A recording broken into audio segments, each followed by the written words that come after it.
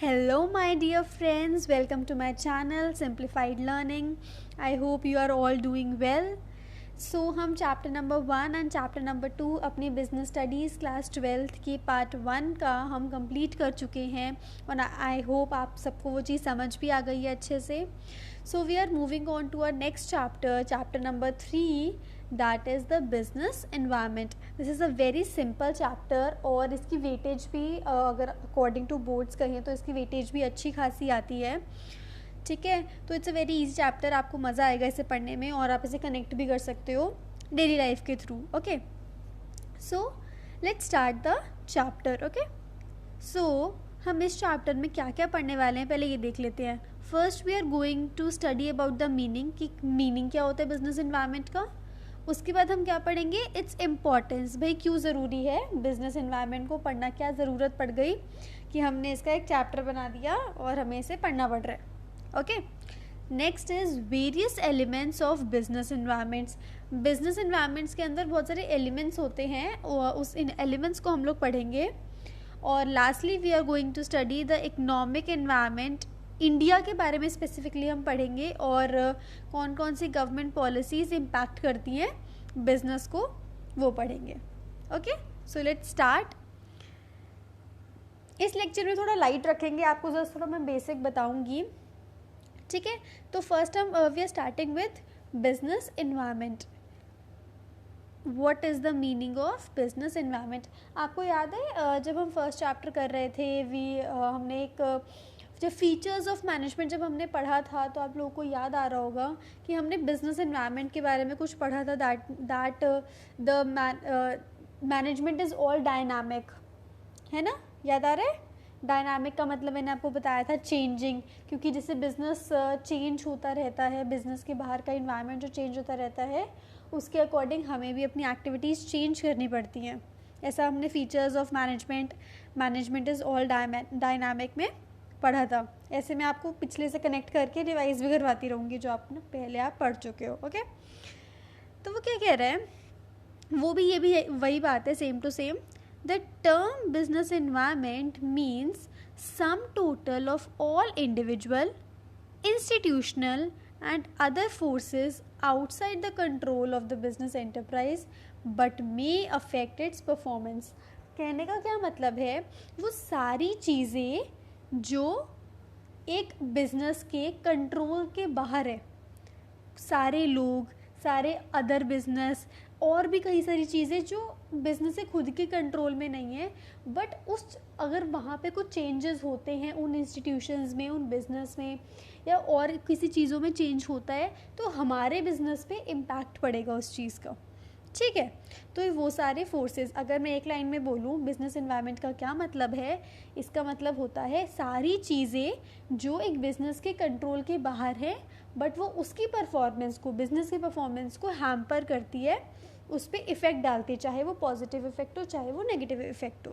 Okay, सो features. अब हम features पढ़ेंगे इसके, जैसे हमने मैनेजमेंट के फीचर्स पढ़े थे, हाँ बिजनेस एनवायरनमेंट के फीचर्स भी पढ़ेंगे. फर्स्ट फीचर क्या बोलता है, totality of external forces. Basically क्या होते हैं, एक्सटर्नल फोर्सेस होते हैं कंपनी के बाहर, बिजनेस के बाहर के फोर्सेस होते हैं जो उसके खुद के कंट्रोल में नहीं होते. अभी हमने डेफिनेशन में पढ़ा, तो वो यही कह रहा है business environment is the sum total of all the things external to the business firm and as such is aggregative in nature.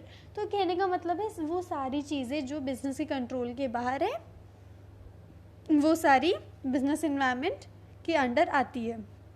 ठीक है, अब उसने बोला एक्सटर्नल फोर्सेस, मतलब बाहर के फोर्सेस. अब फोर्सेस क्या होते हैं, 2 टाइप्स के होते हैं. सेकेंड पॉइंट में बताया हुआ है, एक होते हैं जनरल फोर्सेस और एक होते हैं स्पेसिफिक और एक होते हैं जनरल फोर्सेस. ठीक है, दोनों के बारे में पढ़ेंगे. Business environment includes both specific and general forces. Specific forces are investors, customer, competitors, suppliers which affect individual enterprises directly and immediately into their day-to-day working. अब वो कह रहे हैं 2 टाइप्स के बिजनेस एनवायरनमेंट होते हैं, एक होता है स्पेसिफिक और एक होता है जनरल. तो वो क्या बोल रहे हैं, स्पेसिफिक फोर्सेस कौन से फोर्सेस होंगे, जो हमारे बिजनेस को डायरेक्टली अफेक्ट कर रहे हैं। क्योंकि देखो जो बिजनेस है उसके डायरेक्टली इफेक्ट कौन कर सकता है, उन्हें खुद दिमाग लगा के सोचो। अगर आपकी कोई कंपनी, आपका खुद का कोई बिजनेस है, आपकी एक्टिविटीज़ कौन हैम्पर कर सकेगा? आपके कस्टमर्स। कस्टमर्स की वजह से तो आपका काम चल रहा है, या आपके सप्लायर जो आपको रॉ मटेरियल देते होंगे, या आपके इन्वेस्टर्स, शेयर होल्डर्स जो आपकी कंपनी में इन्वेस्ट करते हैं। ये ऐसे लोग हैं जो आपकी बिल्कुल रोज़मर्रा की डे टू डे जो आपकी वर्किंग्स हैं उसको हैम्पर करते हैं। तो ये हो गए स्पेसिफिक फोर्सेस। नेक्स्ट होता है जनरली जो फोर्सेस है, ठीक है, स्पेसिफिक नहीं है वो, such as social, political, legal, technological, have impact on all the business enterprises and thus may affect an individual firm only indirectly। तो कहने का मतलब है जैसे स्पेसिफिक फोर्सेस डायरेक्टली अफेक्ट करते हैं एक बिजनेस एंटरप्राइज को, वहीं जो जनरल फोर्सेस हैं वो आपके सोशल हो गए, कोई कल्चर, ट्रेडिशन, पॉलिटिकल हो गए, मतलब कोई भी पार्टी आ रही है politically, legal that is the laws के रिलेटेड, टेक्नोलॉजी, टेक्नोलॉजिकल में टेक्नोलॉजी आ गई। तो इनमें अगर चेंजेस आ रहे हैं तो हर बिजनेस एंटरप्राइज के लिए होंगे, वो स्पेसिफिकली एक हमारी बिजनेस के लिए नहीं होंगे, और ये फर्म को इनडायरेक्टली अफेक्ट करेंगे। सिंपल। नेक्स्ट है आपका इंटर रिलेटेडनेस। इंटर रिलेटेडनेस का मतलब होता है आपस में रिलेटेड है, कनेक्टेड है। कैसे? डिफरेंट एलिमेंट्स और the parts of business environment are closely interrelated. जो भी चीज़ें आपको इफ़ेक्ट कर रही हैं वो आपस में, जो एक्सटर्नल फोर्सेस है बेसिकली, वो आपस में इंटर रिलेटेड है, इंटर कनेक्टेड है। For example, increased life expectancy of people and increased awareness for healthcare have increased the demand for many health products and services like Diet Coke, fat-free cooking oil and health resorts। तो वो कह रहा है कि अगर अब example देखें कि मान लो लोगों की लाइफ एक्सपेक्टेंसी बढ़ रही है, मतलब पहले कम थी अब बढ़ रही है ना, जैसे अब इतनी जल्दी, इतनी स्पीडली लोगों की डेथ नहीं होती है, उनकी लाइफ एक्सपेक्टेंसी रेट बढ़ चुकी है। तो इससे क्या हो रहा है, लोगों के अंदर अवेयरनेस आ रही है कि वो हेल्दी खाना खाएं, हेल्दी चीज़ें, ऑयल ना लें। तो इसकी वजह से क्या क्या हमारे मार्केट में प्रोडक्ट आ रहे हैं, कौन कौन से? डाइट कोक आपने सुना होगा, शुगर फ्री चीज़ें सुनी होंगी, फैट फ्री चीज़ें होती हैं, लेस कोलेस्ट्रॉल। तो ये चीज़ें मार्केट में आई, ठीक है। तो ये सब इंटर रिलेटेड है। कोई भी अगर मार्केट में आपकी, अब आपके एक्सटर्नल फोर्सेस में कोई भी चेंजेस होते हैं तो आपको उसका फ़र्क पड़ेगा, और ये सब इंटर रिलेटेड चीज़ें होती हैं। फिर new health products and services have in turn changed people life styles. जैसे जैसे न्यू हेल्थ प्रोडक्ट्स आते रहते, लोगों की लाइफ भी चेंज होती रहेगी, है ना। तो ये सब आपस में मिले जुले चीज़ें हैं। नेक्स्ट वो कह रहा है डायनामिक नेचर। डायनामिक का मतलब आपको पता है क्या होता है? चेंजेस आना। तो मतलब होता है उसका मतलब होता है dynamic nature. Business environment is dynamic in that it keeps on changing, whether in terms of technological improvement, shift in customer preferences or entry of new competitor या competition in the market। वो कह रहा है जो business environment है वो same नहीं रहता है, वो चेंज होता रहता है, उसकी आदत है। मान लो कोई न्यू टेक्नोलॉजी आ गई, आप पुरानी यूज़ कर रहे हो, तो मतलब ये आपके लिए एज अ थ्रेट हो सकता है, एक नुकसान आपके लिए साबित हो सकता है। तो कोई भी टेक्नोलॉजी इम्प्रूवमेंट आ जाती है, या लोगों की सोच बदल जाती है, कुछ लोग, कुछ कस्टमर आपकी कोई और प्रोडक्ट को पसंद करने लग जाते हैं, या कोई एक न्यू कॉम्पिटिटर आ जाता है मार्केट में जो सेम प्रोडक्ट जो आप मैन्युफैक्चर कर रहे हो वही मैन्युफैक्चर कर रहा है। तो ये सारी चीज़ें क्या है, चेंजेस लेके आती हैं, और इसी के अकॉर्डिंग हमारे बिजनेस को भी चेंज करते रहना पड़ेगा। क्या करना पड़ेगा? चेंज अपनी activities. Next is uncertainty. Uncertainty मतलब हम श्योर नहीं है कि यही चीज़ होगी फ्यूचर में। Okay. Business environment is largely uncertain as it is very difficult to predict future happening, especially when environment changes are taking place too frequently, as in the case of IT और fashion industry. वो कह रहे हैं हम predict नहीं कर सकते कि आपके मार्केट में और आपके इंटरनल तो नहीं, एक्सटर्नल फोर्सेस में क्या क्या चेंजेस हो सकते हैं। आप फ्यूचर उसका प्रिडिक्ट नहीं कर सकते हो, क्योंकि आप देख रहे हो अगर आजकल की भी हम बातें करें जिस टाइप से फैशन स्टाइल लोगों का चेंज हो रहा है, या सॉफ्टवेयर टेक्नोलॉजी में इतनी चेंजेस आ रहे हैं, तो इट इज़ वेरी डिफ़िकल्ट कि कोई भी कंपनी प्रिडिक्ट कर सकती है पहले से ही फ्यूचर का कि फ्यूचर में ये चीज़ होगी। तो उसने कॉन्स्टेंटली देखना पड़ेगा अपने इन्वायरमेंट को। लास्ट 2 पॉइंट्स बचे हैं बस। कॉम्प्लेक्सिटी मतलब मुश्किल, कोई भी चीज़ बड़ी उलझन में है, मतलब उलझन इन द सेंस मेज है, कॉम्प्लेक्स है, डिफिकल्ट है। Since business environment consists of numerous interrelated and dynamic conditions of or forces which arise from different sources, वो कह रहे हैं जो बिजनेस इन्वायरमेंट है उसमें बहुत सारी चीज़ें आपस में इंटररिलेटेड होती हैं और चेंजेस होते रहते हैं जो अलग अलग तरीक़ों से आ सकते हैं। चेंजेस अलग अलग चीज़ों से हो सकते हैं।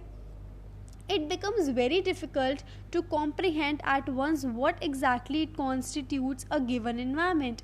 In other words, environment is a complex phenomena that is relatively easier to understand in parts but difficult to grasp in totality.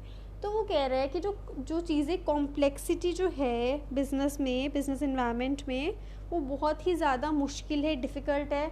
अगर मैं एक आपसे कुछ क्वेश्चन पूछूं और मैं पूछूं कि इस मुश्किल के क्या क्या कारण हो सकते हैं, तो पता नहीं आप तो n नंबर ऑफ़ रीजंस निकाल सकते हो। तो वो कह रहे हैं बहुत डिफ़िकल्ट हो जाता है कि एक चीज़ के जो आप प्रॉपर एक एग्जैक्ट आप रीज़न निकाल सको कि इस वजह से ये मुश्किल हुई है, क्योंकि बहुत सारे रीजंस हो सकते हैं। तो ये जो पॉइंट है कॉम्प्लेक्सिटी, वो कह रहा है कि जो इन्वायरमेंट है वो एक बहुत ही कॉम्प्लेक्स फिनोमिना है और इट इज़ रिलेटिवली ईजी। अगर हम उसे पार्ट्स में पढ़ेंगे कि ये कारण हो सकते हैं तो वो ईजी रहेगा। एज वी टोटलिटी की अगर हम बात करेंगे, टोटल में चीज़ें समझना मुश्किल होता है। अगर हम उसी चीज़ को पार्ट्स में तोड़ देते हैं किसी भी चीज़ को, तो वो बहुत ईजी होती है हमें दिमाग में घुसाना। तो वो भी यही कह रहे हैं। For example, it may be difficult to know the extent of the relative impact of the social, economic, political, technological, legal factors on the change of in demand of a product in the market. वो कह रहे हैं अगर एक demand change हो रही है एक प्रोडक्ट की मार्केट के अंदर, तो उसके क्या क्या रीज़न्स हो सकते हैं। सोशली उसके क्या रीज़न हो सकते हैं, इकोनॉमिकली, पॉलिटिकली, लीगल वाइज क्या हो सकते हैं। तो ये निकालना समझना बहुत मुश्किल है। This complexity. Last point is relativity. They are all relative, आपस में कनेक्टेड। रिलेटिव का बेसिकली मतलब होता है कि ये कंट्री टू कंट्री डिपेंड करता है, प्लेस टू प्लेस डिपेंड करता है, ये हर जगह सेम नहीं है। एक एग्जांपल से भी समझेंगे। Okay, business environment is a relative concept as it differs from country to country और इवन रीजन टू रीजन। जो बिज़नेस एनवायरनमेंट होते हैं वो एक रिलेटिव कॉन्सेप्ट है उसके अंदर, क्योंकि ये जगह से जगह टू जगह डिपेंड करता है, ये हर जगह सेम नहीं है। ठीक है, अगर मैं बात करूँ, political conditions in the USA differ from those in China और पाकिस्तान। तो वो कह रहे हैं अगर हम ऐसे बात कंट्री टू कंट्री बात करते हैं, तो अगर पॉलिटिकल कंडीशंस USA की डिफरेंट है, पाकिस्तान की बहुत अजीब है, चाइना की फिर से अलग है, तो ये रिलेटिव कॉन्सेप्ट है। पॉलिटिकल कंडीशंस अभी हमने पढ़ा था ना कि पॉलिटिकल फैक्टर्स होते हैं, तो पॉलिटिकल कंडीशंस अलग अलग हो सकती हैं। एक और एग्जांपल है, similarly demand for saris may be fairly high in India whereas it may be almost non existence in France. तो वो कह रहे हैं इट डिपेंड्स। अगर हम साड़ी की बात करें तो यहाँ हमारे इंडिया में बड़ा अच्छा कल्चर होता है साड़ी का, ट्रेडिशनल का, तो यहाँ पे इसकी डिमांड हाई रहती है। बट अगर मैं किसी और कंट्री की बात करूँ, फ्रांस की बात करूँ, जहाँ पे बहुत मॉडर्न लोग हैं, तो वहाँ साड़ी ऑलमोस्ट नेग्लेजिबल है, कोई पहनता ही नहीं है। तो वो कह रहे हैं रिलेटिव है, साड़ी की डिमांड का यहाँ पे फ़र्क पड़ना और फ्रांस में फ़र्क पड़ने में बहुत फ़र्क है। ठीक है, तो this is all for this video. हमने आज क्या क्या पढ़ा, एक बार गो थ्रू कर लेते हैं। हमने मीनिंग पढ़ा है और सारी की सारी चीज़ें जो एक बिज़नेस के कंट्रोल के बाहर है बट उसकी परफॉर्मेंस को अफेक्ट करती हैं, उसे हम बोलते हैं बिजनेस इन्वायरमेंट। फिर हमने पढ़ा फीचर्स में टोटलिटी ऑफ एक्सटर्नल फोर्सेस। ये सारे जो बिजनेस इन्वायरमेंट है सारे एक्सटर्नल फोर्सेस से बना हुआ है। 2 टाइप्स के फोर्सेस पढ़े, स्पेसिफिक और जनरल। स्पेसिफिक वो होते हैं जो डायरेक्टली हमारी कंपनी को, हमारी बिजनेस को हैम्पर करते हैं। जनरल वो होते हैं जो इनडायरेक्टली हैम्पर करते हैं। इंटर रिलेटेड, सारे के सारे जितने भी फैक्टर्स हैं वो सारे आपस में मिले जुले हैं, इंटर कनेक्टेड है, इंटर रिलेटेड है। नेक्स्ट हमने पढ़ा डायनामिक नेचर। ये सब चेंज होते रहते हैं। एक इन्वायरमेंट जो है, बाहर का माहौल जो है वो फिक्स नहीं रहेगा, वो चेंज होता रहेगा। ठीक है, तो हमें उस चेंजिंग इन्वायरमेंट के अकॉर्डिंग ही अपने आप को ढालना पड़ेगा। Next is uncertainty. अनसर्टेन है, हम प्रिडिक्ट नहीं कर सकते हैं कि आने वाले टाइम में ये सिनेरियो रहेगा हमारे मार्केट का। Next is complexity. बहुत कॉम्प्लेक्स है, अगर हम उसे पार्ट्स में पढ़ेंगे तो ईजी है, टोटलिटी में पढ़ेंगे हम नहीं समझ पाएंगे कुछ भी। और लास्ट है हमारा रिलेटिविटी। ये सबके कंट्री टू कंट्री डिपेंड करता है, रीजन टू रीजन डिपेंड करता है, प्लेस टू प्लेस डिपेंड करता है। जो चीज़ें यहाँ पे जिसकी डिमांड हाई है, ज़रूरी नहीं है कि वो दूसरी जगह पे भी उसकी डिमांड हाई हो। ठीक है, तो this is all for this video. एक टॉपिक हम कर चुके हैं, हार्डली 2 या 3 लेक्चर्स और आएंगे इस वीडियो पे and this chapter will be completed. आपको इतना सा पढ़ के समझ आ गया होगा कि ये बहुत समझने वाला चैप्टर है, इसमें इतनी रटाफिकेशन नहीं है। Just you have to understand all these things और you will be able to write. Notes आप डाउनलोड कर लीजिए, गूगल ड्राइव पे है, आप डिस्क्रिप्शन बॉक्स में जाके उसे डाउनलोड कर सकते हैं। अदरवाइज़ ऑल्सो ये बुक से ही, आपकी जो NCERT है उसी से ही मैंने सारे निकाले हैं पॉइंट्स, जिससे आप लर्न कर सकते हैं आप। ठीक है, so this is all. Thanks. If you like it, like this video, do like, share, comment, subscribe to my YouTube channel for more such videos. Okay, till then, take care, bye bye, love you guys.